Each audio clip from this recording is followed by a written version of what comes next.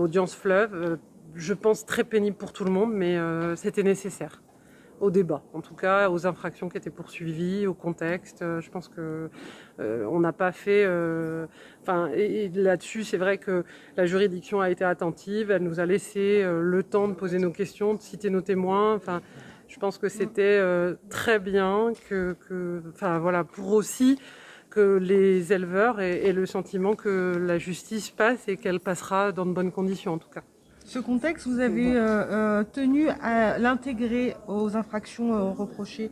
En quoi c'était important? Ah oui, on ne peut pas dissocier. C'est impossible de dissocier ça parce que la première chose qui a amené aujourd'hui, je pense, le parquet à poursuivre ces éleveurs, c'est aussi parce qu'il y a un contexte où ils ont dénoncé une surmortalité et avec des actions coup de poing pour se faire entendre. Parce que, je veux dire, quand on est éleveur et qu'on est à la plaine des Cafres, loin de tous et de tout, évidemment, on ne se sent pas entendu ni pas compris. Surtout que quand on tire les sonnettes d'alarme et qu'on va interpeller un certain nombre de politiques, d'élus, d'administratifs et que rien n'est fait, effectivement, on ne peut que aller devant des administrations et puis regardez ce qui se passe chez moi, j'ai des vaches qui meurent et je ne comprends pas.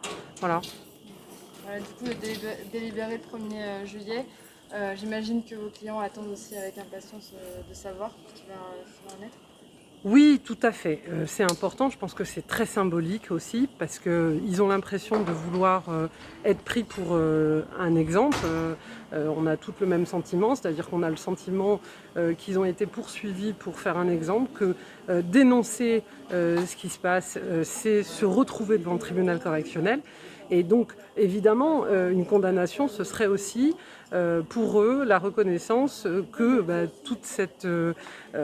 tout ce système fonctionne toujours ici. Alors, nous n'avons aucune inquiétude sur l'indépendance de la juridiction et sur l'étude approfondie qu'elle va faire pendant ce mois de délibéré de chacune des infractions, et elle ne fera tenir que les infractions qui juridiquement peuvent tenir. Alors c'est vrai que sur les réquisitions de Madame le procureur et les peines qui ont été demandées, notamment sur des amendes ou notamment sur ma cliente Madame Lered, interdiction d'élevage pendant un certain délai, autant vous dire qu'elle a plus de vaches, donc elle risque pas d'en reprendre de sitôt. Donc s'il y a une interdiction, je veux dire, elle l'acceptera, mais ça n'aura pas beaucoup d'effet en pratique.